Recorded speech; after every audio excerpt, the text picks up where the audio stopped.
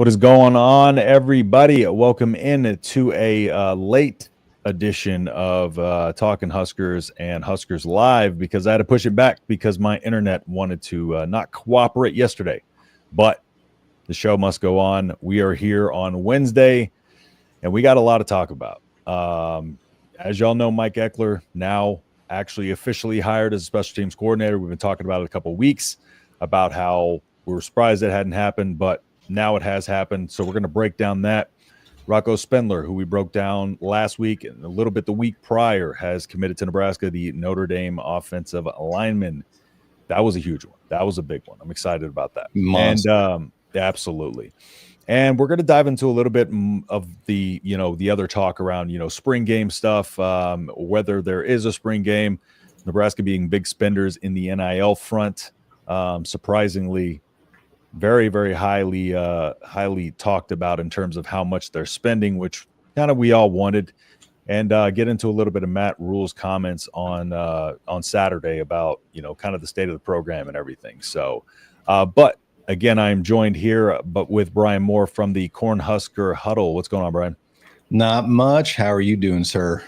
Not too bad, and I appreciate you hopping in here with me. So if y'all have a chance, and you haven't had a chance yet, go check out his stuff over on the Cornhusker Huddle, and you can follow him. I think, what is it on X? Cornhusker Huddle, just without the E. Just without the E. Yep. Yeah. Cornhusker Huddle. Just go type that in. You'll figure it out.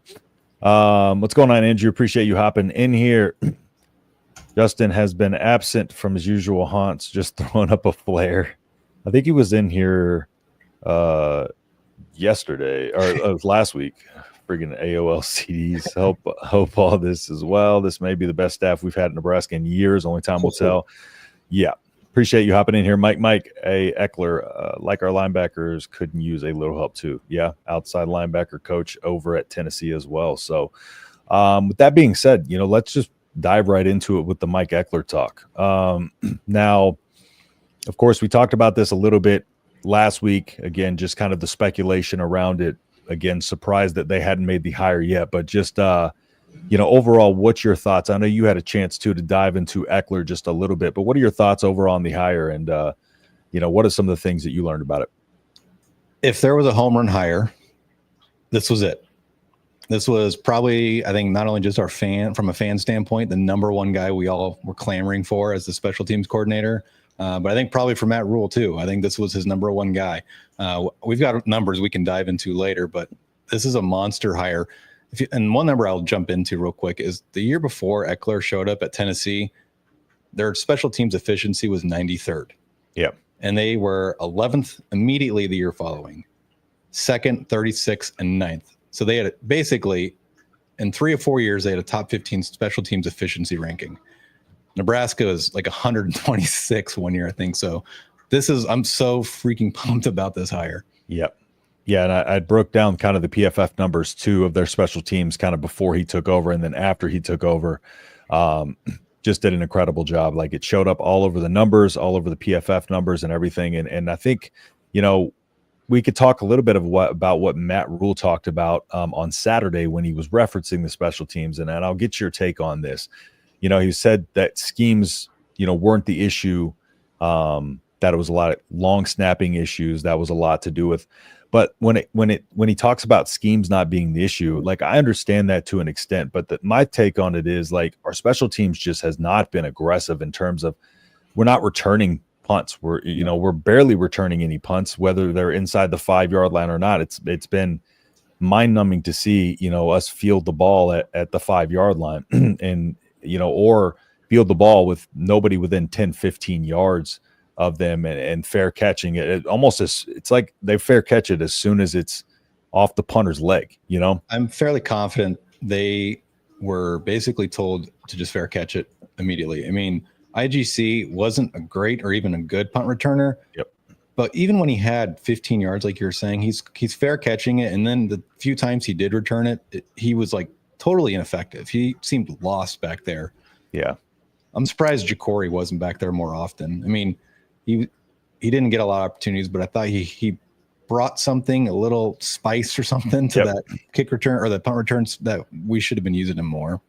Yeah, 100%. And that's another thing too. It's just like personnel, like they weren't being used properly. Like we could name probably 3 people we'd rather have back there. And like, again, IGC was, he's got, 10-year here. He's got experience, but I just don't feel like he had still that same, threat that he had before his injuries. He's not as big of a threat. And you want somebody who can kind of be a game changer and potentially break one and, be able to be shifty out there, get you some few extra yards, especially when it was, as hard as it was for Nebraska to kind of move the ball throughout the season. They needed all the help they can get, in those punt return yards as well. So it'll be interesting to see if anybody kind of asks those questions, but for sure that Mike Ekler is going to be one of those guys that wants to be aggressive. Mike talking about it here with just his energy. And that's, I think that's one of the biggest things that stand out to most people is, he brings a fire and intensity. And I think that we're going to see that kind of throughout the special teams where it's, no more of just the conservative, we're going to, fair catch it every time. There's going to be aggression and he's going to try to win, the battle of the special teams, which we need to do. You got to be there in all phases. One thing about Ekler too is keep this in mind. At Tennessee, he was having this elite special teams unit year in and year out with primarily walk-ons, redshirt freshmen, and true freshmen. Mm-hmm.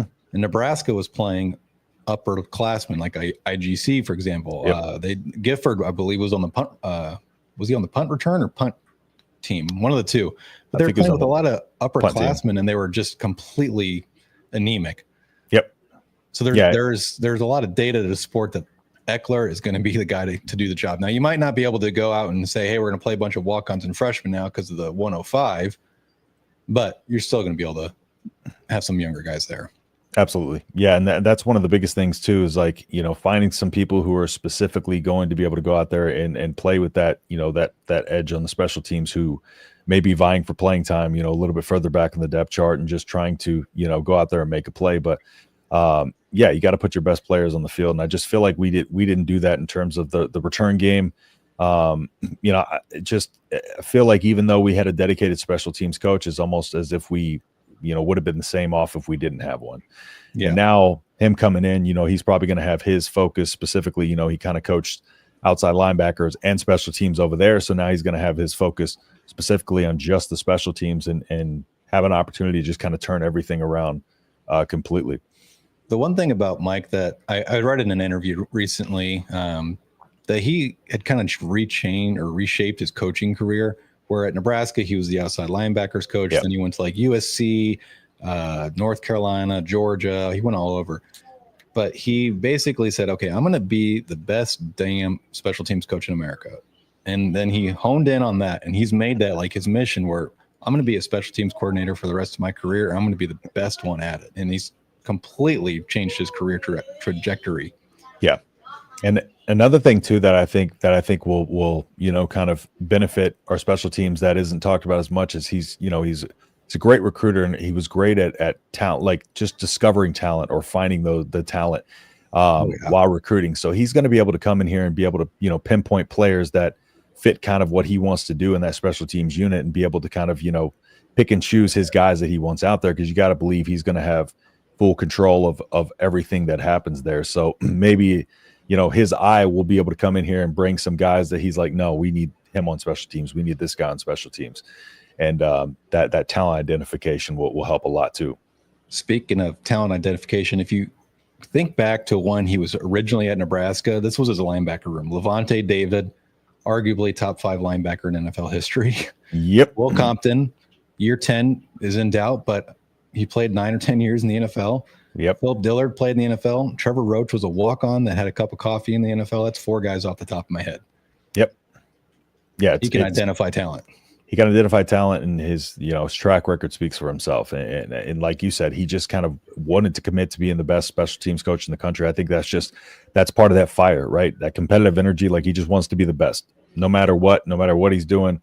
Like he has the desire to be the best. And so now he's going to want Nebraska's special teams to be the best. And I think, with it being, him having a previous, stint with the program and having deeper, love for the program too, I'm sure he kind of took that personal, coming in and realizing how bad the special teams actually was and I think he wants to hit that challenge head on and just kind of, just flip it around quick as possible. So, but it'll be interesting to see for sure. Anything else on Mike Ekler before we move forward? No, we're good.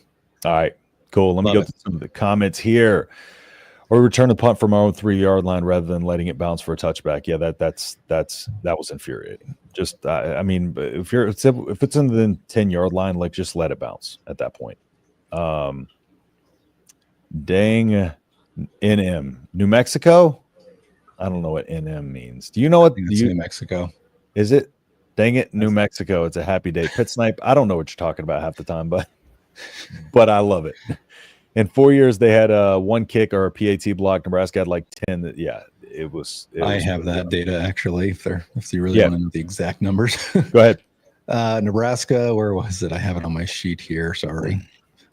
Oh gosh, I lost it. I think Nebraska had.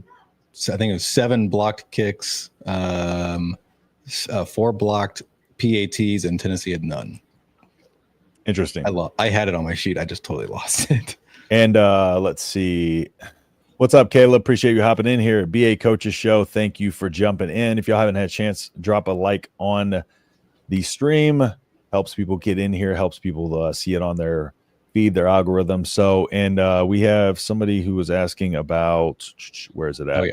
How was Tennessee with field goals? So looking at Max Gilbert. Yeah. Do you want to go and break that down? I got Max Gilbert up, the freshman kicker. Yeah, you can pull his real quick if you want. I scroll real quick here. Yeah, 20 for 26. So he's a true freshman kicker. 20 for 26, 76.9%, 4 for 4 from 20-29, 9 for 10 from 30-39, 4 for 6 from 40-49, and 3 for 6 from 50 plus. With a long of 52, he made all of his extra points. So that's a true freshman kicker too. Yeah, and they had the USC transfer kicker a few years ago. He was 28 of 36 in 2 seasons. And then the year before, Gilbert, where they had an Indiana transfer, that was 18 of 23. So yep, substantially better than anything Nebraska has, which I'm actually higher on John Hull than I think most people are for some reason. I was impressed with him once he had a snap. I was too. I was a Alvano apologist for a long time because I know he has it in him, but I don't know what it was. It was the mental, like, because kicking is a lot of weird, mental. Man. Yeah, to get the yips. Yeah, remember Alex Henry was the greatest in college football history statistically, and then he's out of the NFL in 2 years. Look at Roberto Aguayo. Like the Buccaneers spent a 3rd-round pick on him, which was unheard of. They traded up too. Yeah, which was unheard of. Same thing. He was like 2 years and done. It's weird. It is. It's such a mental game, and like, you know, when it's that point once you get where you're thinking too much, and not just like flowing with your fundamentals, you get tight. You know, if you're thinking you're going to be tight, you're not going to be able, you know, it's just muscle memory, you know, kind of going through the same process over and over. And if you're thinking too much about that, you're going to overthink it. You're going to be tight and you're going to mess something up, you know. Ironically, like our kickers coach too, Brett Maher, we saw that in the playoffs. Man, that was abysmal. Yep. His crash out was crazy to watch. Terrible. Never mind me. Oh, gotcha.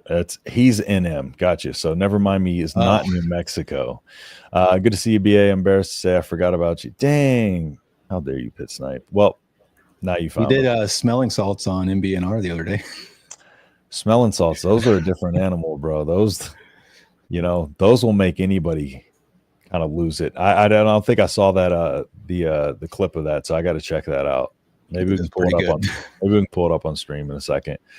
Took a bit of mental health break too. Pit Snipe, we back now to focus on getting a new job. Hey, yeah, congratulations on that, BA, as well. Yeah, that's why I haven't been posting a ton of videos either. Just took a little break as well from posting videos. I had the personal training job that I've been training for and stuff like that. So getting back on that soon, and might have a announcement coming before too long. So y'all stay tuned for that. Let's see. What did Tennessee average punting compared to us? Do you have that number? I sure do. I have punt return production. Is that okay? I didn't put the punt averages, but they're I'll look at their punt. But go with what's that one? So their punt return production, it's going from 2021 to 2024. So they averaged 11.7, which was ranked 9th nationally, 1st in the SEC, 16.55, which was 16th nationally and 2nd in the SEC. 12.33, which was 4th nationally and 1st in the SEC. And then last year, 15.7, which was 16th nationally and 1st in the SEC. So nice. Basically every year you're 16th or better and you're 1st or 2nd in the SEC. Absolutely. I can read Nebraska's, but it's pretty depressing. I mean, we're already depressed enough anyway. I don't think it can get any worse. Nebraska in 2021 was at 2.7 yards per return, which was 128th national. Wow. That's crazy. Their best year was 2022, where they were 15.4. That was Tommy Hill, right? Was that when Tommy Hill? I don't remember who that was. The caveat to that, though, they only had 5 returns that season. 5 returns. So that might have been the Tommy Hill season because I think he was the last one with over 100 yards. So your sample size is small. Yeah, very. And then but goes to our point. It was 3. Goes to our point where they weren't returning any punts. So yeah. Looking at Jackson Ross, the Tennessee punter, 53 punts, 43.9 average, 57 long. So it looks like his average went up a little bit slightly year over year. Sophomore punter, but we got a hell of a punter this year. Jumping Jack. So I don't think punting is going to be too much of an issue with him. What's crazy too is in their 4 years, in terms of the punt returns, they had 1,300 yards returning in 4 years. They allowed 130. That's crazy. That's insane. Yeah. The numbers speak for themselves. Efficiency, and that's just going to help this team that much more. Again, the offense being sporadic last year, those yards could have come in handy in some of these one-score games. You never know. Yeah. Or one of these returns, you could have accidentally broke one just because we're fair catching all the time. You never know. They change the game sometimes. So you look at Iowa, like they are inept on offense. Oh yeah, they beat people because they always seem to have a really good returner, whether it's kick or punt or both. Nebraska can do that now. And they execute at a high level. That's another thing too. Iowa just executes across the board. And sometimes that's all you need to do to outlast teams is just execute, more than them in the game. Whether you're out talented or not, sometimes just doing that can win you the game over a team that's way more talented than you. So happened this year. Yep. What's going on? Appreciate you hopping in here, man. Go Big Red. Hit that like button. Yes, if y'all don't mind, hit the like button. Appreciate that. Smelling salts and an OBA summers up the drunkest sailor. Mike can't type. It's okay, man. I can't talk half the time. So NBNR on Monday was a wild ride. Beer and smelling salts. I react to beer about as the same way I do smelling salts. I can't do beer, man. I'm the worst Texan ever. I know it's crazy coming from me. We were the worst. No stats necessary. What that should have said is that they did average yards wise per punt. Buschini was decent, but I'm guessing Tennessee was better. We had a 4-star edge rusher from Omaha that we couldn't offer because we're over the limit. We are over the limit. You talking about scholarship limit, but I don't know if they're necessarily going to let that affect them from what 4-star edge rusher from Omaha. I'm trying to think of who that could be. I have all 3 pulled up right now. I can look. I don't think there is any 4-star edge rushers in Omaha. If you never mind me, if you got the name, can you drop them in here and let me know? Yeah. Maybe it's like a 4-star in a different recruiting service, something like that. I don't know. All right, let's go ahead and talk about Rocco Spindler. Nebraska finally landing Rocco Spindler from Notre Dame. There was a little bit of a scary, change in talk about Nebraska's chances to land him there at the end, but overall, it even seemed that people thought, some people tweeted that we weren't going to land him, but Nebraska seemingly was probably in the driver's seat the whole time. A lot of speculation, a lot of that, but Nebraska ultimately lands him. So 6'5", 325 pounds, just a monster dude, 4-star recruit in the 21 class, 40 career games with 23 starts, right guard, over 1,300 snaps, just experience as can be. Is going to come back to the interior of that line with Evans and I think Latovsky. So just, a very big physical guy, was a wrestler in high school, dual sport athletes. Matt Rule loves his dual sport athletes. And so, I mean, a couple things they can work on, can occasionally get moved off a spot, but just overall, like he's going to be a huge part of this offensive line. And I think be able to help take us to that next level. So what are your thoughts on Spindler? He's a day one starter. He's probably going to be your right guard, I'd say. Yep. Yeah. There's been some talk that maybe he slides to tackle, which makes zero sense to me because he's never played tackle before. But the one thing that sticks out to me is just you look at last season, he had 402 pass protection snaps and he allowed 0 sacks. Yeah. In his entire career, it was over 1,300 pass protection snaps and only allowed 2 sacks. Yep. And I think with Data Holgorsen coming in, it's not going to be the air raid, but they're going to start throwing it a lot more than they have. And that's a huge part of it. I think, like you said, he's still, I mean, he's not like an NFL guy right now. I don't think he's probably at least a year away, but he could be an NFL guy. He's better than what you got, though. That's the key thing. Without a doubt. And I definitely don't see him moving to tackle. Some of the things that, he struggles with, wouldn't be beneficial to him at tackle because like he's very physical, but doesn't always have the, the best feet. I mean, he's good with his balance, but, he doesn't get his punch out, early in a lot of cases. And that's what kind of knocks him back off his spot a little bit. And so it's one of those things where it's just like, I've watched some Notre Dame film. It's really hard for me to identify, right guard film because you're sitting there watching every single play, seeing what he could do. But for the most part, you look at his blocking efficiency numbers. I think it was 99.25% overall on his blocking efficiency numbers. So, which I think would have been higher than any of Nebraska's starters last year. So, just getting a monster there. I think the thing is you got to keep him where he's comfortable. You keep him at right guard. I think it's where he wants to be. It's where he needs to be. We don't need to be moving, if it ain't broke, don't fix it. Yeah. We need him to come in here and be on this interior for sure. And kind of like you talked about, grades are good too. Yes. Yeah. With you talking about even, last, if you want to touch on his, PFF grades real quick, do you have them up? Yeah, I do. He had we'll call it 72. It was 71.8 pass blocking grade and a 70 run blocking grade and almost 800 snaps this year. I think his overall grade was like a 70.5, which I think the national average is like in the 60s or mid 60s. So he's above your average basically. Yep.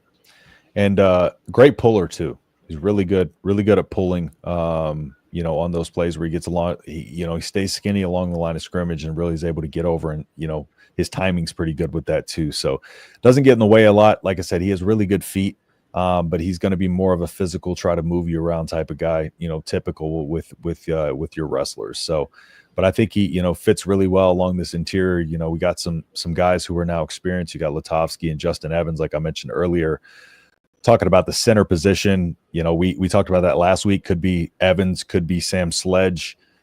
Still not 100% sure, but Matt Rule did, kind of indicate in his press conference Saturday that he thinks they got multiple guys that could slide over to that center position. So, I think you had the same thoughts there where it's kind of Justin Evans that we think could potentially be there. But yeah, Sam Sledge does have experience playing center as well. I think the big thing is just allowing, because Justin's only going to be a redshirt sophomore next season, and you give him another year to develop. I think it's huge. And a lot of people worry about transferring because of this day and age in football, but he's a homegrown kid.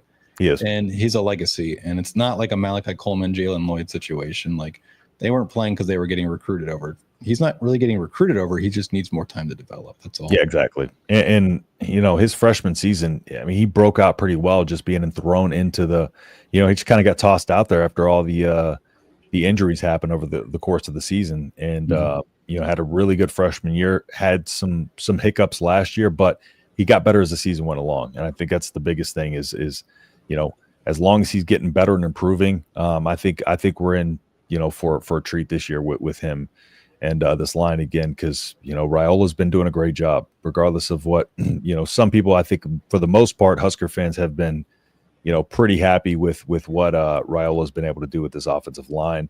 And you talked about just a second ago with Dana Holgorsen's offense. And one of the things that Holgorsen did well, towards the end of that season, the latter part of that season, to keep some of the pressure off of Raiola, one of the biggest things was getting the ball out of the hands of Raiola quickly, with those short hitting routes that puts a lot less stress on your line.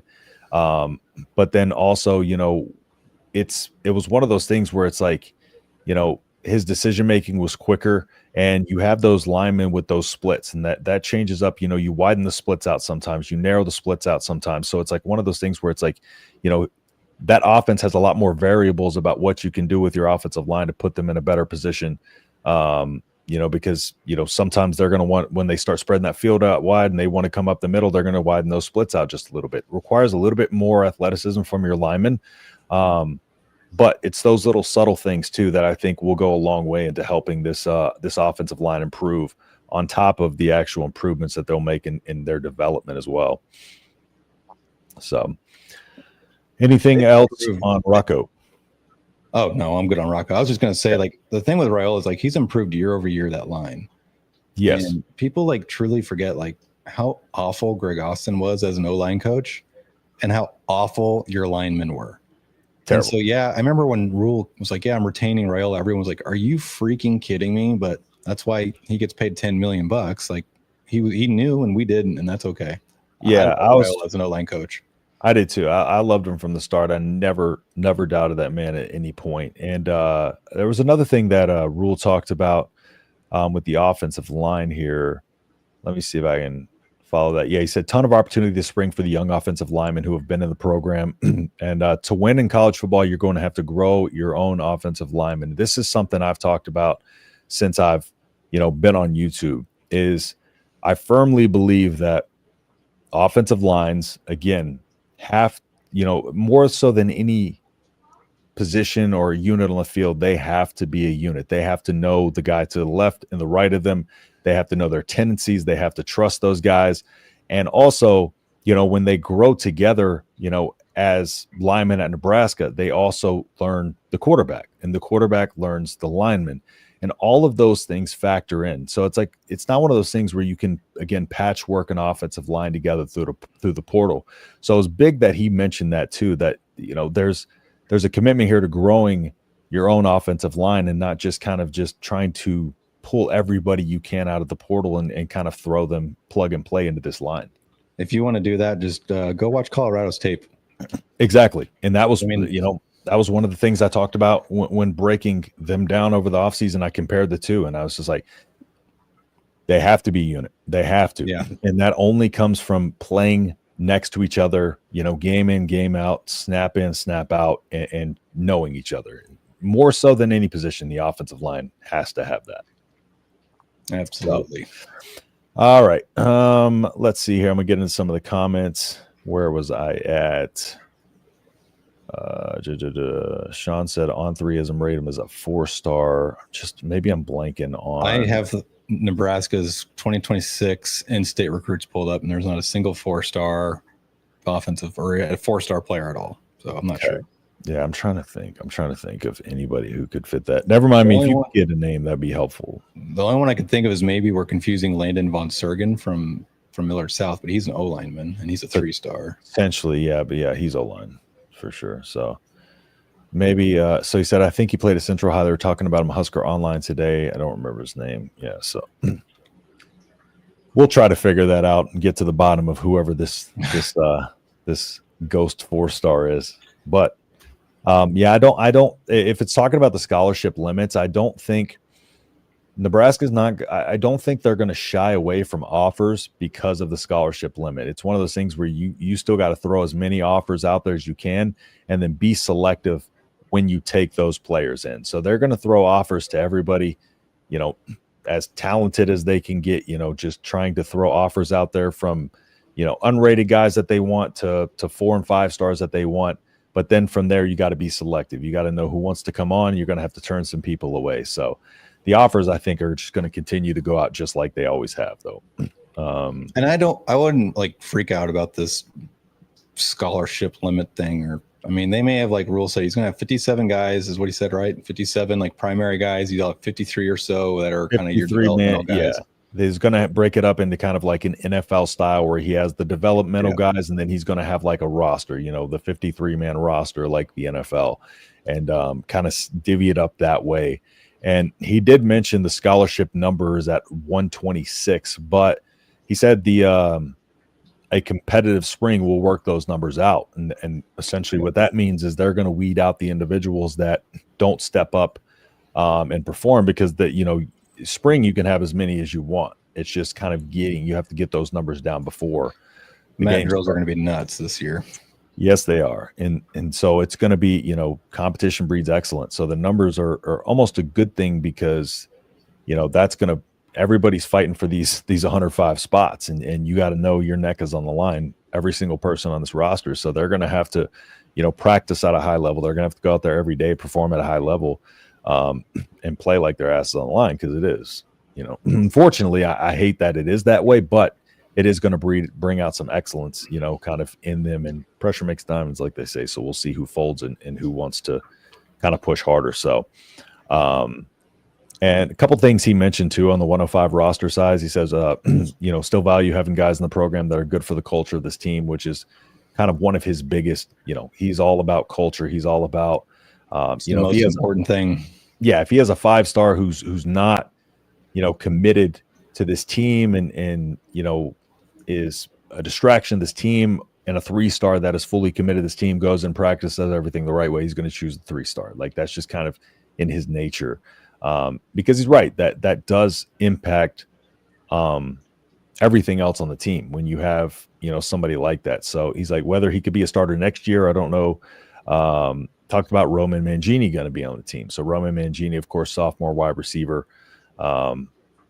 So he said there's no one that makes practice go better than Roman Mangini. So even players like that a lot of the fans don't know, like those players that get out there, practice hard, give 100% effort, we're going to see a lot of those that don't get weeded out in this process. So that's pretty telling. Roman Mangini getting a shout out like that, he practices hard. It's very similar to Elliott Brown too. Last year, he's gone now, but he's a glue for culture. I mean, that guy just lives and breathes Nebraska. Everything.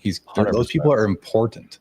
He was the one on the front of the stage during the Northwestern press conference out in Ireland. Elliott Brown was the front of the stage there. Like he's always been like that good culture guy, and you see him around everybody, interacting with everybody. Yeah, so it's kind of like you said. It's you need those glue guys. You need those players. Doesn't matter what the team is. So dump truck pullers clear the alley. Yes, they do. Absolutely. What do you guys believe will be our biggest areas of improvement this next season outside of special teams? I think our offense will be vastly improved and defense will bend but won't break. I think our secondary will be improved.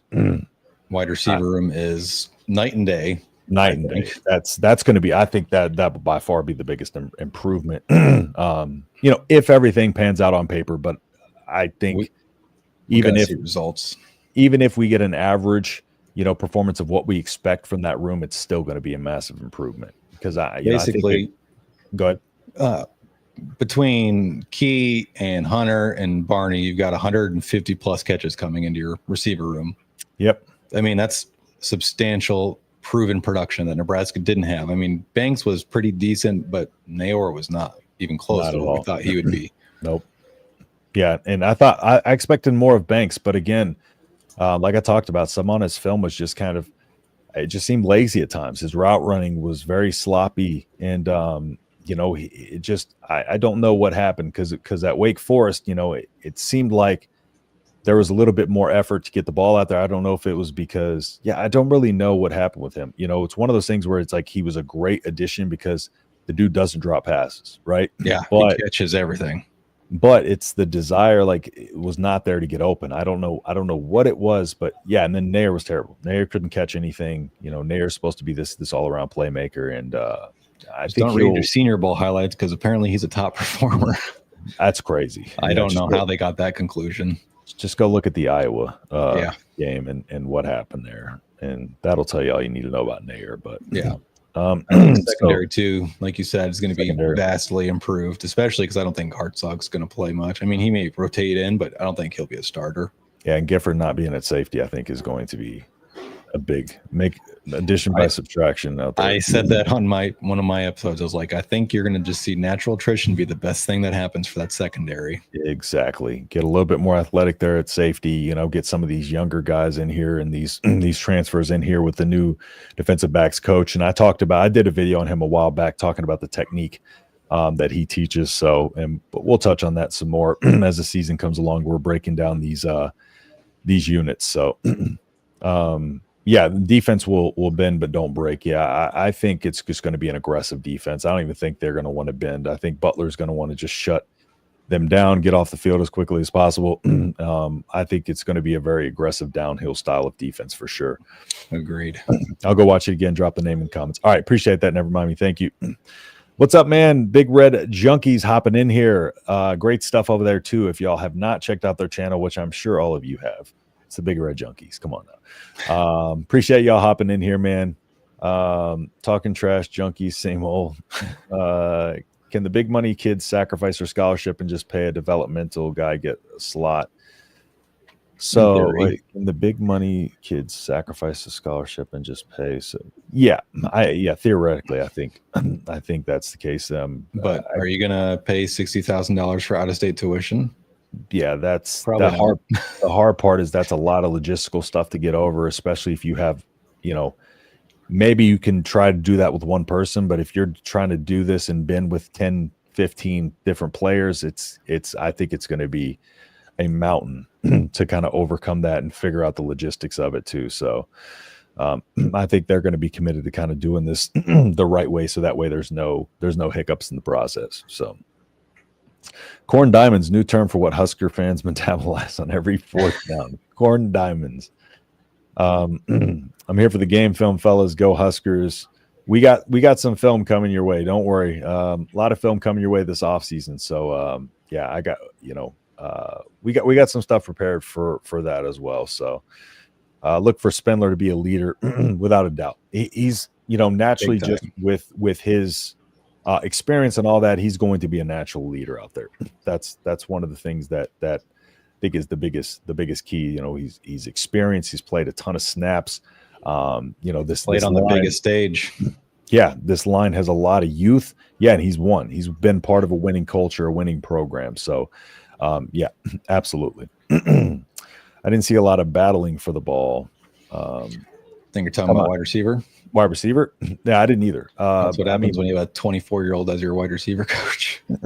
Yeah, and the offensive coordinator didn't help, but some of these guys just didn't help themselves. If the route concepts don't get you open, find a way to get open. Help your quarterback out.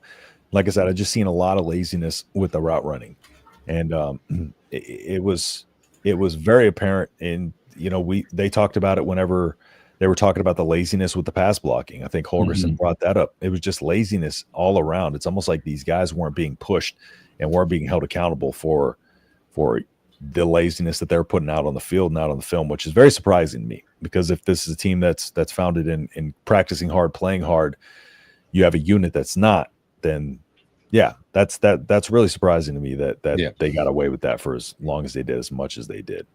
Ike Ackerman. Yep, I pulled it up. I saw that comment. Yep. He's a 4-star on 3 in class of 2025, and he signed with. I did not know he was a 4-star. Yeah, they're high or something because his best offer is Ohio. Okay. Yeah, maybe because I don't use On 3 for my recruiting stuff. Yeah, their recruiting system's kind of whack. He's a 3-star everywhere else. Yeah. Okay. So that's probably why. Secondary going to make a big jump in improvement without a doubt. I'm excited to see what Bly Hill can do this season, man. I was excited for him last year. Had to wait all this time. So Ackerman, good two-way guy in high school. Projected wide receiver tight end. That room is full. Yeah, without a doubt. But yeah, if they can get him in there, be fantastic. Just to kind of have, again, another, young kind of talented guy in there that can play both. Carter Nelson's going to be a menace at tight end, though. And once he recovers from that hip, that's they're my going to big concern. Yeah, that's the thing. How he recovers from that is going to be huge. There's no sacrificing scholarships if needed. We want the 105 scholarships. They'll have them without a doubt. Played edge. Maybe I'm missing the part of him being a wide receiver, tight end. Let's see, from a Notre Dame season ticket holder. Yeah, they're going to have to clarify that as well. I think it's about Ackerman. Yeah, I'm not worried. He's not a Husker, so. Yeah, exactly. From a Notre Dame season ticket holder, losing Spindler out of that O-line is going to hurt tremendously. Let's talk about the talk about Nebraska's NIL spending, because this has been a pain point for a while with fans just not knowing where we stood, because it seemed for a while, Nebraska back, before was kind of a big player in terms of just how much money they had, and it seemed like they had fallen by the wayside in terms of just, they weren't competing with these bigger money schools. They weren't even kind of in the top 20, top 25 for NIL. And I talked about this a lot in the past, but just Trev Alberts was not really a big, he just did not push NIL hard enough. The 1890, from the created a second NIL company to compete with 1890, which is the dumbest thing he could have ever done. Yep. Or he signed off on it, I should say. The naming convention for the 1890 was terrible. And there was just no aggressiveness with it. And we saw that completely change when Dannon came on board. But yeah, so in the article, I think they talked about, what teams were it that they talked about? So they talked about, of course, Texas. Texas is always, top. Yep, Oregon, Oregon, duh. Texas A&M, now Ohio State, and then they were talking about Nebraska being a school that has spent, and they were somebody that competed with a bunch of guys. It's a Big 12 collective. I'm wondering who that is. The Big 12 NIL collective? Yeah, that's the collective that said that they were competing with Nebraska for a lot of players. I'm trying to think of who it was that we competed with. Yeah, that I'm not 100% sure. But, that is a good thing to know that Nebraska is now getting aggressive on that front. And, it shows. You're not going to go out and get a guy like a Dane Key, who a lot of teams are fighting for, without that. Spindler. A lot of teams battling for Spindler as well.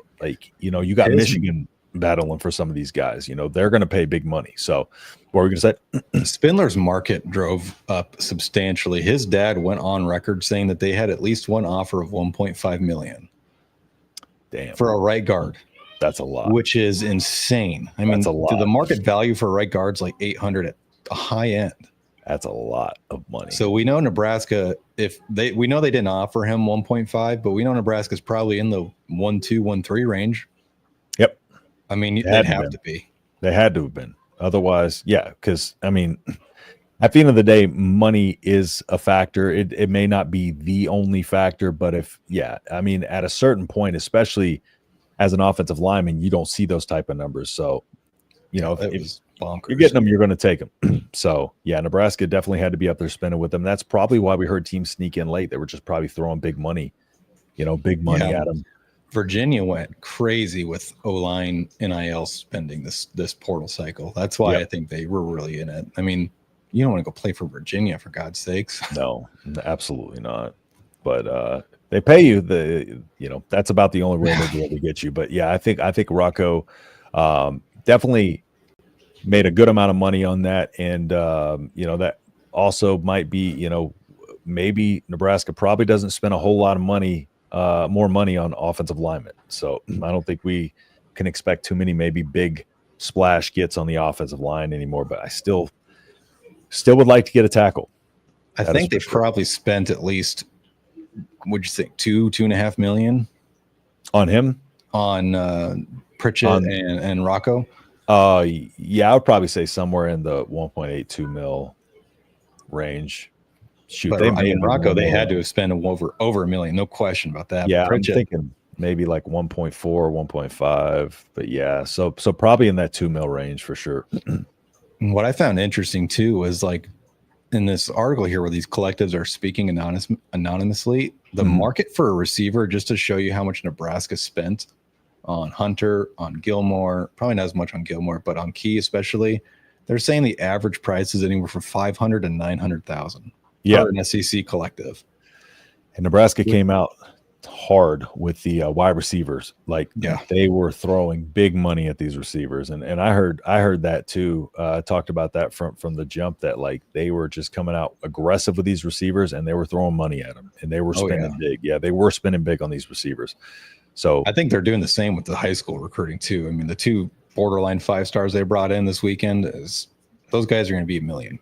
I'm glad, because again, we're kind of worried about that, and you're not going to be, no matter what prestige you have and all that, you're going to have to be somewhat competitive with these schools in terms of the money, and you're going to have to spend. And I just felt like Nebraska kind of lost that a little bit, but it's nice to see Troy Dannon came in as being very aggressive with 1890, and they finally seem to be on that big spenders list, because to get back to where they want to be, like, especially, it's, if you're at the top, it's one thing, but trying to work your way back to the top, you're going to have to throw a little bit more money at these players, because you're competing with a Texas who's winning right now. You're competing with an Ohio State who's winning right now.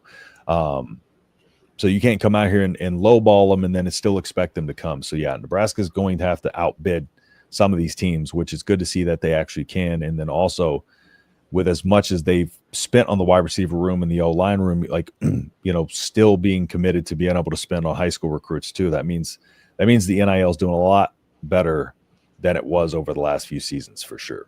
Yeah, you'll get 14 to 16 million a year from revenue share, and if you can get another 5 to 7 from 1890 every year, you're going to have a top 10, top 12 roster every year. And without a doubt, I've heard people say, like, well, Nebraska doesn't have a $20 million roster, so they're not going to go spend $20 million. Well, it's worth, at the beginning stages of this, to overspend a little bit to get somebody and to build that program, other than to just keep doing what you're doing, which is going 5 and 7 every year. Yeah, exactly. If you don't get up there and start spending with them, that's what we're just going to be stuck here. And we, as a fan base, want to get back to competing for national championships. So there's only one way to do that.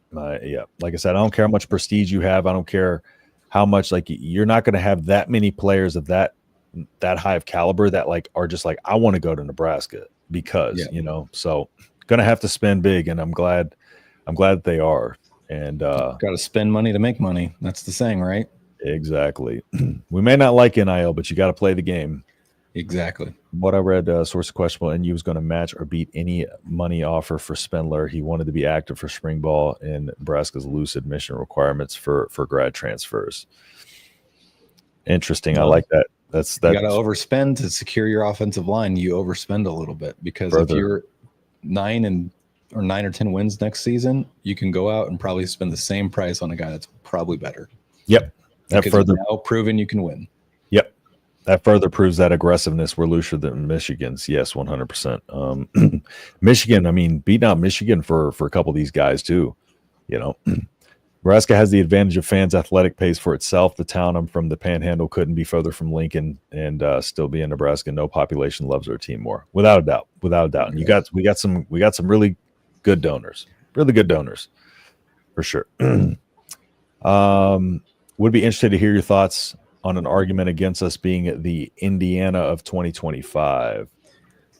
Matt Rule's not an arrogant prick like Kirk Signetti. So. That's true. I'll take this one first. Now,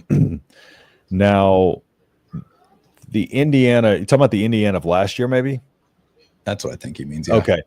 Because just a little different, just because of how the teams were built and how they're coming together, because Signetti came on and he brought 12-13 guys from James Madison with him, along with a lot of the staff. I think he brought all of his staff. So there was a and then he went and got Curtis Rourke, so he went with a guy who had experience, because Curtis Rourke was, I think, sixth year, something like that, fifth or sixth year.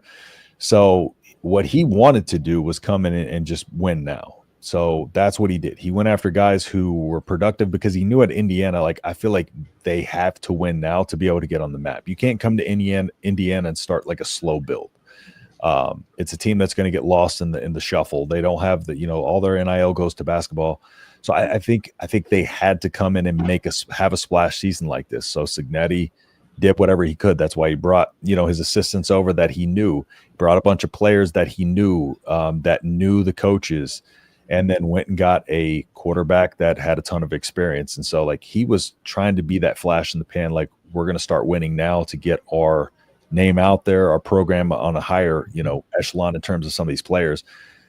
Whereas Nebraska, of course, has taken a little bit of a different route where it's a slower build. And I think people are going to expect Nebraska to, be pretty good next year, whereas Indiana just kind of flew out of nowhere. Now, if Nebraska comes in and is in the college football playoff, I don't think a lot of people outside of Nebraska are going to be expecting that. So in a way, they could end up being like the surprise team of the season. But, Indiana was just supposed to be a bottom dweller, and they just popped out of nowhere. I think Nebraska will still be perceived as one of the, top 5 teams in the conference going into next season.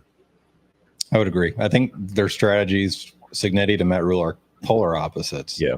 And so they may be like you said, the surprise team of next year, but I wouldn't call them like Indiana of 2024. Mm-hmm. I think we just have higher expectations for our program than Indiana does. Yeah.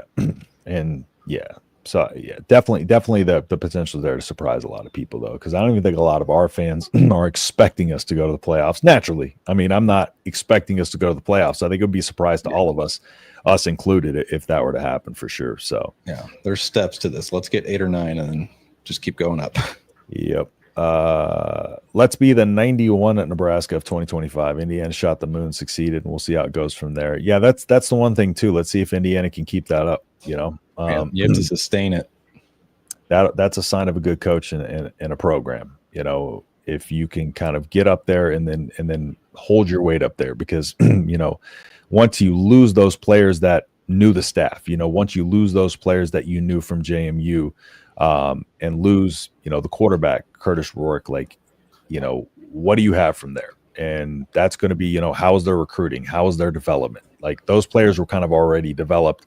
And, in their defense, they were developed from James Madison, but, the quarterback, Curtis Rourke, and all that, like, how are they going to develop those guys? And that remains to be seen. So, yeah, we'll see. I'm not ready to crown Cignetti as a all-time great coach yet. Very good coach. I think he's had 9 wins every season outside of 1. So really good coach. Himself. Arrogant as Google me. Arrogant as all hell. I don't really like the guy at all. I'm going to root against him. But that's just me. I think a lot of other people were turned off by his arrogance too. Yeah.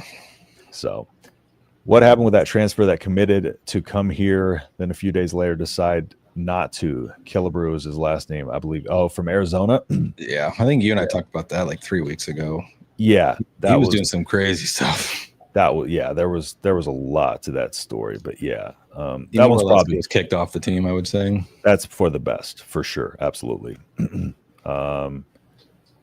Nebraska baseball starts season at AZ this year. Oh yeah, anytime they're out here, I go to the games for sure. Ever since I moved out here in 2016, I've gone out to the games when they play out here. Absolutely, very big alumni group out here, Huskers in Arizona. So really good turnout. Like, there's a lot of Nebraska fans in Arizona, so really good turnout at the games too. So yeah, I'll definitely be there for sure. Let's see. Cignetti is a douche. Yeah, I agree. Cignetti is a major douche. It was so sweet to watch them lose. Indiana also has other teams. Yeah, they're a basketball program at their core, but their basketball program is comparative to Nebraska's football program and how they've just kind of been down. They're a blue blood in basketball, but they've just been kind of dormant, and that's almost identical, their basketball program to Nebraska's football program, to kind of put it in perspective. Yeah, that's a perfect comparison. Yeah. So a couple of other things here that I wanted to talk about in just terms of going through, getting your reaction on some of the stuff that Matt Rule talked about in his press conference. Let me see here. I hear my dog tearing something up. I'm just making sure it's not anything important. So, of course, he talked about our roster this year will be better than our roster last year. So I think naturally he's going to say that, but it is nice that he's coming out and actually, putting that out there. But we'll see. Again, we'll see how the development goes in the winter mat drills in the spring, and we'll see how that progresses because a lot of new moving parts in this as well. Now let's talk about the spring game. On the future of the spring game, he said, "I don't know that yet, but I'll be honest with you, I highly doubt it. Hate to say it like this. It's really because last year we're one of the more televised spring games that dealt with a lot of people offering our players." Yeah, what's your take on that with the tampering? And it's 100% the right thing to do.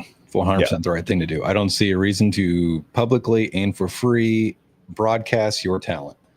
I know for certainty that Michigan offered Thomas Fidone $500,000 last year after the spring game. Yep. And they weren't the only school that was offering Nebraska players. So it's 100% the right thing to do. It sucks because it's actually probably Nebraska's biggest recruiting tool. Because how many, like, you can bring in all these 5-star guys and 4-star guys, and you can go to Michigan, they can visit Bama, and they're going to get 30 or 40,000 fans, maybe 50 at a spring game. Nebraska's getting 60 to 70 to 80 every single year. It's our biggest selling point. So especially if you start winning, that'll be filled up for the spring games. Yeah. You know? And then one thing too is, like, when you're bringing in like these recruits, they're committing now earlier than they ever have. Yep. So a lot of your recruiting class is wrapped up by basically call it fall camp. And so these guys are committing having never seen a game in Memorial Stadium, which is a huge selling point. Yep. And so it actually might hurt us a little bit, but with NIL now, I mean, I don't know how big of a difference it is, but it might hurt us a little bit originally, I think. Yeah. And just kind of like as NIL grows more and more, again, these offers are going to increase more and more. Like, they're going to be throwing bigger and bigger money at these guys. So like you said, I think it's the right thing to do. I think the spring game is kind of one of those things that, like, I love the spring game, but I think it's a little overrated in terms of, I just think we miss football so much by that point. Like, we're just like, I'm so excited to watch some kind of football, see something from this team publicly. But, you know, I don't think it's one of those things where he'll potentially do away with that in its entirety. Just, you know, kind of like last year where they had that, you know, scrimmage before the season. Maybe they'll put on one of those where the fans can attend. Just like a general practice. Just not like they did last year. Yeah, not be televised and stuff like that. I think that might have been kind of why he did that. Maybe that was an introduction into kind of, you know, what he planned on doing going forward. So there's a comment too in the chat that it's from Nevermind Me, where he says, "Get rid of the spring game. Why risk season-ending injuries?" I mean, that happened in Nebraska. We had Hill go down, and I just drew a blank on his name, the wide receiver. Was it Demetrius Bell? Yeah, Demetrius Bell. Yep. Both were going to play a lot. Yes, but we were really excited about both those guys. Hill was no doubt going to be the cornerback too behind Tommy Hill, and Demetrius Bell was one of those guys that we expected to come in and just be kind of a game-changing type of player. So yeah, that's another aspect of it too. You know, you can't avoid injuries, but like just coming in and playing a full contact scrimmage like that, it just puts it at a lot more risk because, you know, again, you got a lot of these guys just flying around playing, you know, vying for playing time and stuff like that too. You know, stuff happens. And like you said, it's hard to lose two players that we thought might be key players coming into the season for sure. So yeah, he said it doesn't make a lot of sense in this era of college football to showcase all of the new players that they just brought in. Talking about the word tampering doesn't exist anymore, which is true. Honestly, I don't know if tampering ever existed. You know, to be honest, every team was doing it.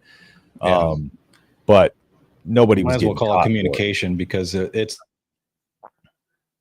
not tampering. It's just coaches communicating with other teams' players.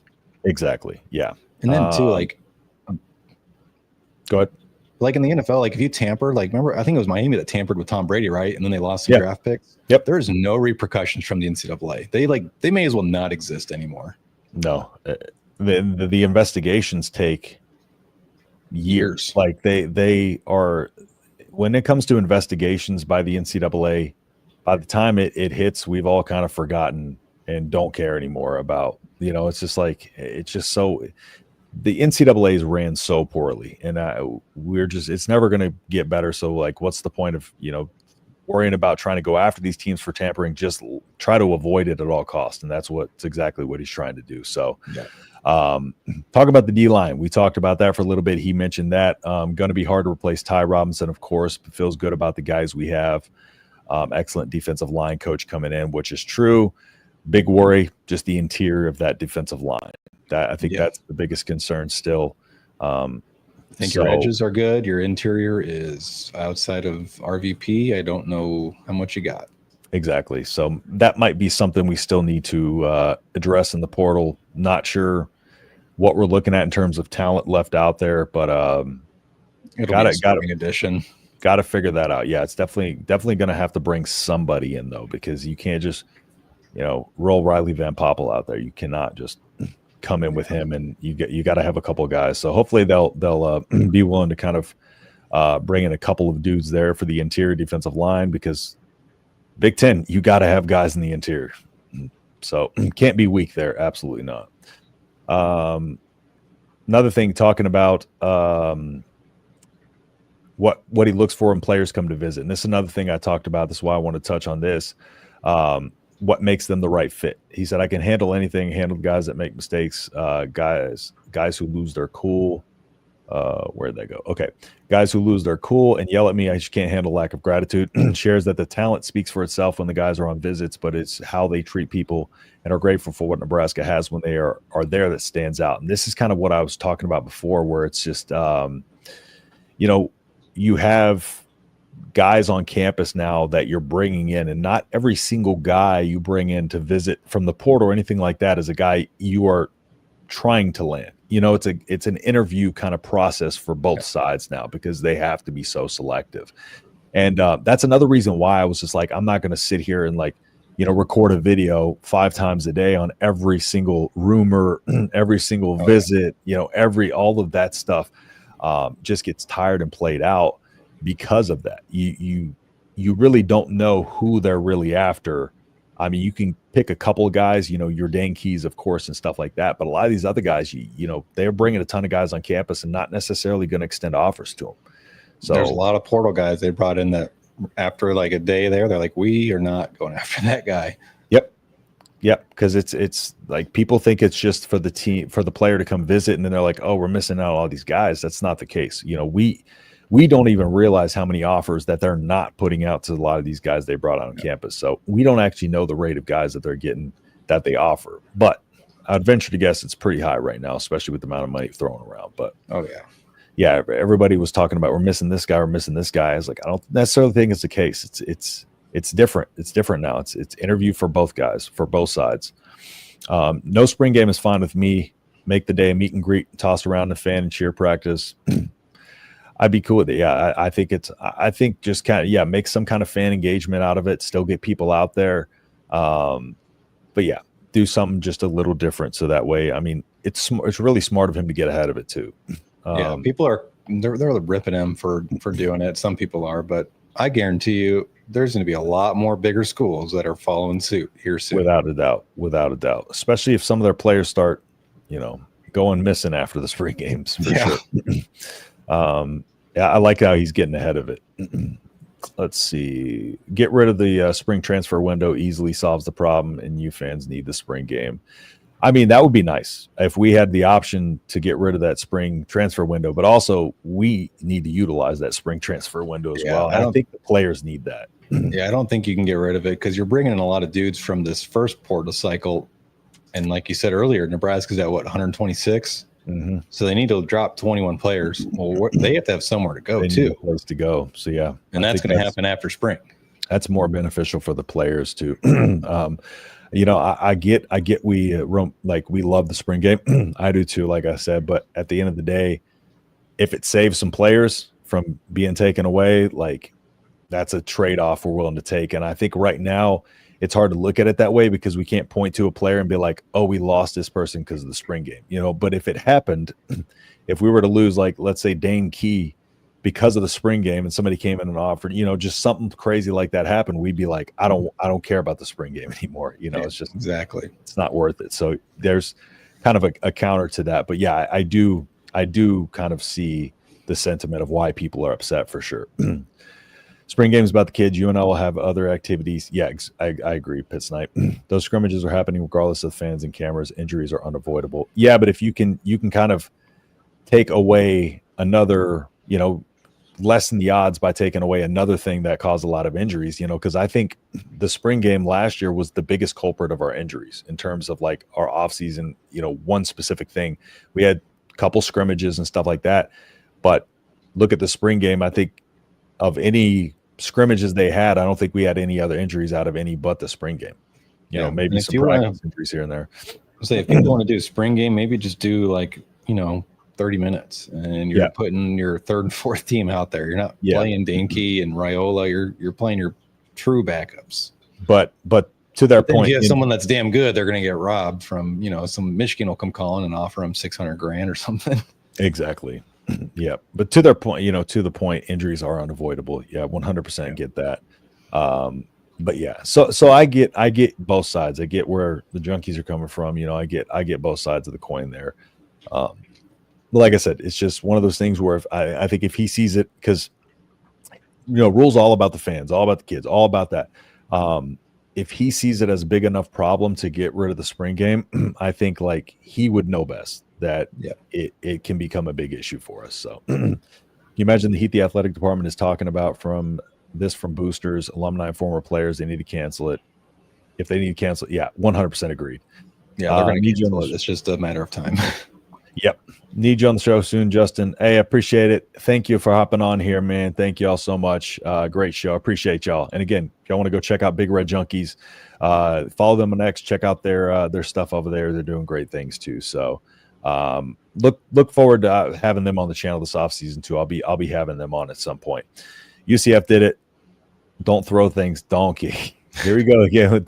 This is a dang key, donkey. That's his dang key. This is name for dang key. So Pit Snipe's a wild one. A couple more things before we sign off. He was talking about recruiting the portal. If Nebraska's losing straight up battles, here it is to schools they want to be in the conversation with. Revenue sharing, talking about that, hasn't started yet. So getting guys here right now is a credit to 1890. Full revenue sharing. Nebraska's going to be getting, what is it? 14 mil? 14 to 17 probably 14 to 17 for football alone. Yeah, and so that'll be a huge part of this. We're talking about a lot of money there when it comes to this. So 1890. I don't know what they're doing to kind of get the ball rolling as good as they have, because again the rollout was terrible. Trev Alberts wasn't pushing it. But whatever they've done, it's working very well. So said Rule shares that when he's on the road, people bring up the game against Colorado, the volleyball stadium game, the most shares, the big moments they capitalized aren't good, but now they just have to win. And that's the other thing too, is like recruits want to come here because Rule's kind of building the program and rebuilding it. They want to be part of that. But at a certain point, if it doesn't happen in year 3, if it doesn't happen in year 4, that allure of like, oh, Nebraska's on the comeback kind of goes away. Similar like it did with Scott Frost. It's just we held on to Scott Frost a little bit longer because we have those delusions of grandeur, because Scott Frost was the prodigal son, and stuff like that. I love that Matt Rule is putting an emphasis on like, that's all fine and well, but we got to win. Yeah, it all comes down to winning. Nothing matters until you win.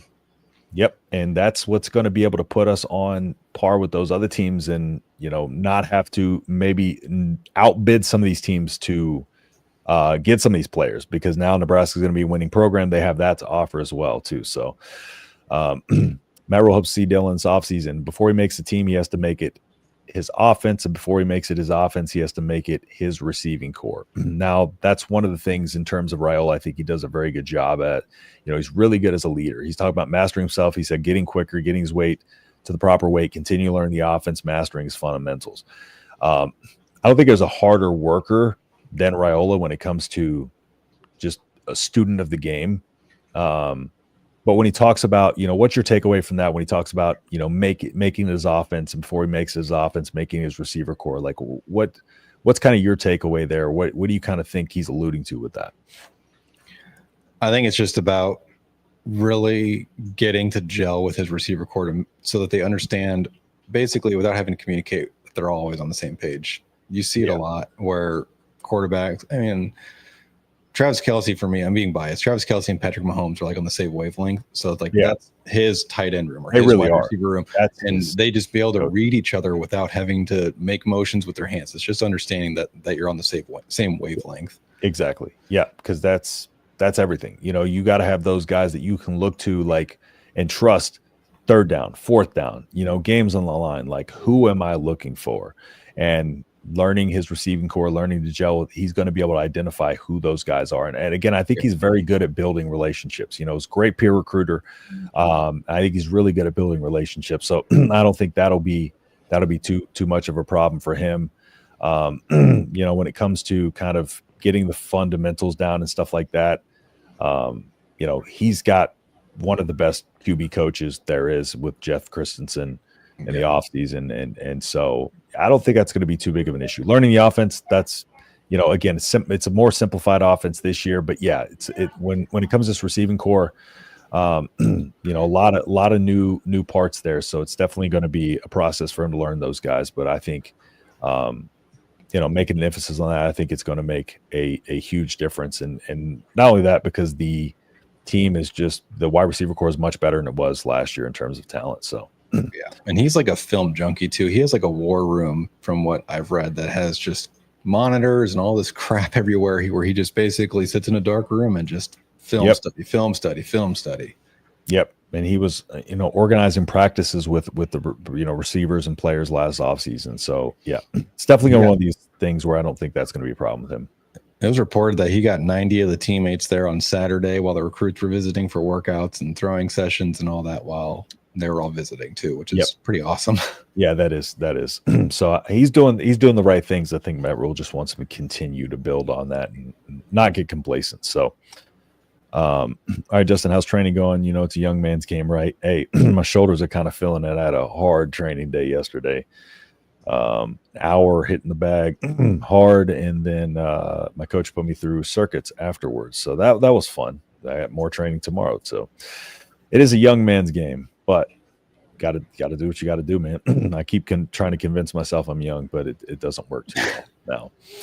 Sadly, got to drop the spring game. Got to protect your investment. Yes, sir. If it turns back into JRE, I'm out.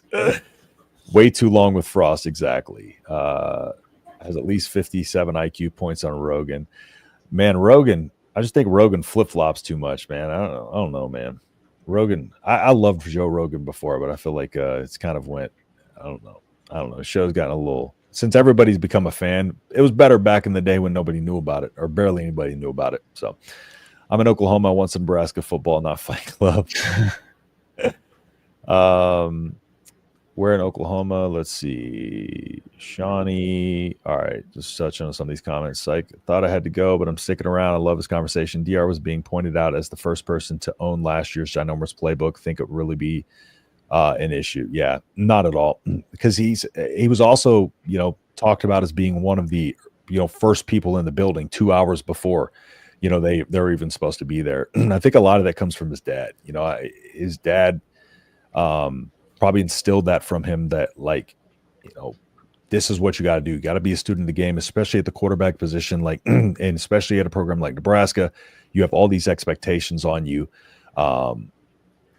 I just think he's surrounding himself with the right people. He's got the right mentors. And I just think that was instilled at a young age because of who his dad is. And his dad kind of, was a hard worker through and through, Grew up in an NFL locker room. His godfather's Matt Stafford. So, yep. Surrounded by those guys who have done nothing but work their tail off to get where they're at. So, but yeah, I don't think that'll be an issue at all with him learning the playbook, because again, it's a more simplified version of, it's what they were running last year was way too complex, and not only that, this verbiage too.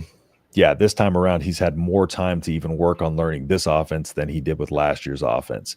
And so, yeah, I think and the offense is just going to make his reads a lot easier. It's just going to make his life in general that much easier. It's going to take a lot of the guesswork out of it. And of course, I think they're going to add some elements to where he can, but I think they want him to be one of those guys that can go to the line and check out of a play, be able to identify stuff. I think they want that next level kind of advanced stuff from him, like CJ Stroud.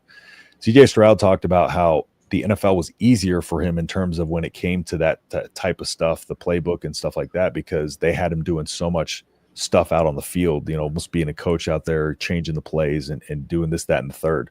And I think that's kind of what they want for Raiola too, is for him to be able to go out there and make those reads and just be, that much smarter when it comes to that. And that, by learning the playbook, doing all this other stuff in the offseason will make, all that stuff a lot more easier. We can just focus on game film, can focus on studying everything and stuff like that. So everyone remembers his triple check. I think, what game was that? Where he triple checked, he checked out of a run, then to a pass, then back to a run, and then Dowdell busted it for like 40 yards. I can't This thing of beauty. It was early on in the season. It was the moment where I was like, okay, this kid's a genius. Yeah, I was very surprised that he was audibling at the line that early in the season, for sure. Yeah, because at that point you think he barely has learned most of the playbook, but again, that just went to, like Matt Rule was talking about all offseason, him doing his homework, him being in there, he's studying night in, night out. So I don't think we have to worry about Raiola at all. I've lost Rogan too. Give me 3 hours of Ron White and Rogan. That's good stuff. I would watch that. He knows how to be a pro. Yep. Surrounded by pros, knows how to be a pro. I think it's a good way to put it. Dylan's going to drop the freshman 15, come out of the gates like an animal. I don't think so. I don't think he's like carrying too much. He's not fat. He's 230 pounds and he's 6'3". He's the size he needs to be. He needs to have a little bit of that fluff to him. But like, you also got the little flak jacket on too that makes him look a little bigger out there. Yeah. Ike Holgerson's going to go quick, and pressure of reads will be on Dylan Raiola. I believe Dylan Raiola will excel in that. Yeah. And the last 3 games, that's what it was. It was quick. Get the ball out, let him go make a play. Get him in a rhythm. That's the biggest thing. Like, I think at a certain point in the season, he lost the rhythm, and the play calling had no ability to get him back in a rhythm because the play calling was what got him out of the rhythm to begin with. A lot of our scoring drives early in the season, you look at the Illinois game. I've talked about that time and time again, where, they had a methodical drive down the field. They, I think, converted 4 or 5 third downs, and then we come back. So that, this is in the third quarter, and then we come back and we score in 3 plays. And so like we had a lot of drives and stuff where we would score on those explosive plays and stuff like that. But there was, even early in the season, there was no, we didn't feel good about the offense coming out of the Northern Iowa game. I think we just kind of convinced ourselves that we did.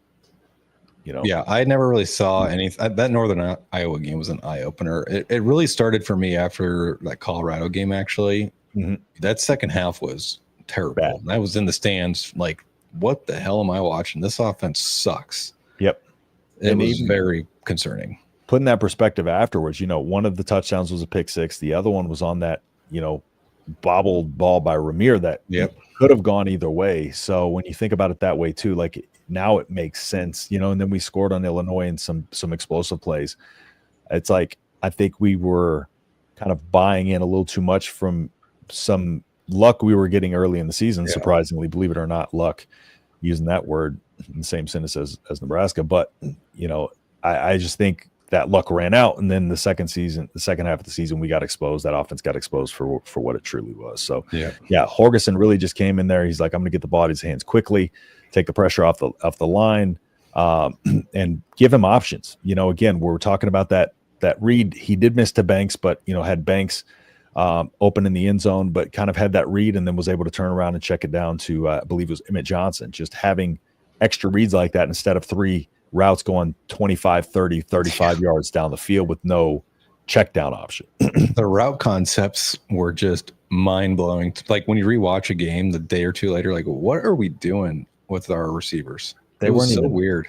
I don't even think we were running route concepts. It was just like running routes. It was just calling a play to call a play. There was no rhyme. There was no reason to anything they were doing. Yep. And I love how much Dana Holgerson runs mesh plays, which I'm going to break down a lot of those when I go over this past season's game film, and especially Holgerson's offensive, the last few games there when I break those down. So it was a little fluffy and ran like Gump. Well, I think he's just limited in his running ability by nature. I just don't think he's one of those guys who's ever going to be a really fast quarterback. It'll help to have some athletes that know how to play wide receiver and can catch. Yes. Yeah, that's I tell you what, if Jamal Banks, like if we had any kind of route running ability in Jamal Banks, would have been awesome because the dude could catch the ball. But we could talk about just lazy, couldn't get open. 7-yard tight end catch will be often open the run. Yep. They're going to want to definitely establish a run still. I talked about it numerous times. That West Virginia team in 2016 averaged over 200 yards, rushing. So Emmett Johnson's going to open this offense a ton now that we have him being utilized the way he should. It's going to be fun to watch this offense open up, especially with him. And, again, spread the field out wide. That's what they want. They want defenders covering grass. They want the field spread out as wide as they can. And then that way that'll open up those runs up the middle. So widen those splits out from the linemen, get those runs going up the middle. Give the kid a pocket. He works it like a pro. 100%. And 2, we talked about, me and Brian talked about maybe going over some Dayton Raiola film too. So might have some of that coming up in the future, whether it be here on his channel. So we'll see what's coming up from that. But do you want to give them an idea of what's coming up on your channel or any previews or anything like that? Tomorrow I have more Mike Ekler stuff dropping. We're going to do a little bit of numbers, comparing, contrast Nebraska versus his time at Tennessee. And there will be some little nuggets in there about some info that I got. So, and I'm debating on doing like a weekly recap this week, just because there's been so much. And usually my videos are like 20, 25 minutes long, and that'll already be like long enough for one video on Mike Ekler. So I don't want to do like an hour-long episode. So I might just split it into two. And thoughts on the game tonight? I'm going to get into Big Red Junkie's question in just a second. Thoughts on the game tonight? Perfect. For me, I don't know how Nebraska is a Washington is a 2.5 point favorite. We're talking Husker hoops. Is that what it says? Yeah. Husker. Yeah. I don't know how Nebraska is a 2.5. Well, this is my question. I'm going to answer Big Red Junkies next, but I'm just asking you about the game tonight. Yeah, I think Nebraska is going to win. Washington's the worst team in the Big Ten for a reason. Nebraska is on a heater right now. 2 ranked wins in about a week's time. I don't see how Nebraska loses as long as, and this is a big if Bryce Williams keeps doing his thing, because I don't know what happened during that 6-game skid. But if you get that version of Bryce Williams for the rest of the season, you're looking at like probably a 10 to 13 seed in the NCAA tournament at worst. Yep. So hopefully they can just get back on track, keep that rolling, because that was a rough stretch there. People can follow my Twitter too for that, because I usually do tweet quite a bit during basketball games, and just giving you a heads up, if it doesn't go well, I'm going to be freaking irate like I usually am. Yep. Story of our lives. I mean, I'm the same way. So talking about the Husker draft picks projection. So me personally, let's talk a little bit about that before we sign off.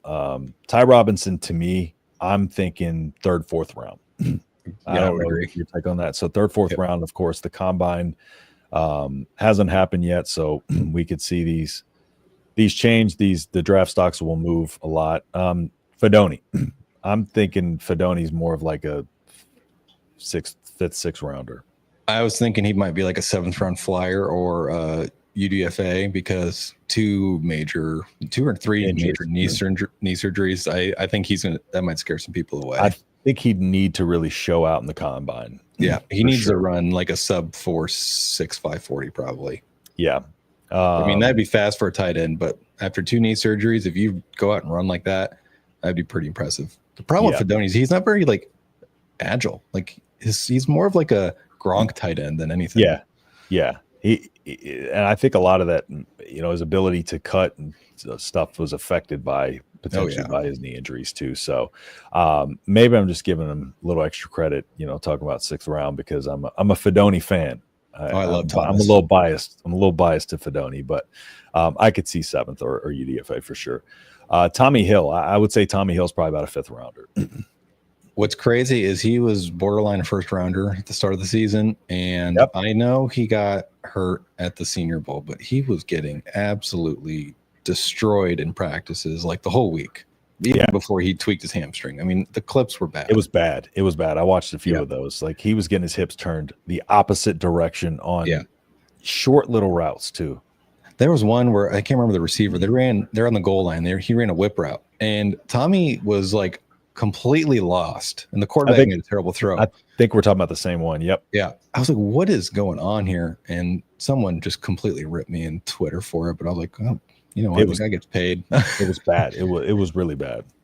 But I mean, I'd say 5th round, because maybe 6th, just because he has some production, but there's going to be a lot of question marks. I mean, his grade last year, coverage grade, 2020 going into the season, had him up there with like Kool-Aid McKinstry and guys like that. And so like I would have projected him 2nd, 3rd round if he was in the draft last year. He probably would have been 2nd, 3rd, probably 3rd, because the DBs fell.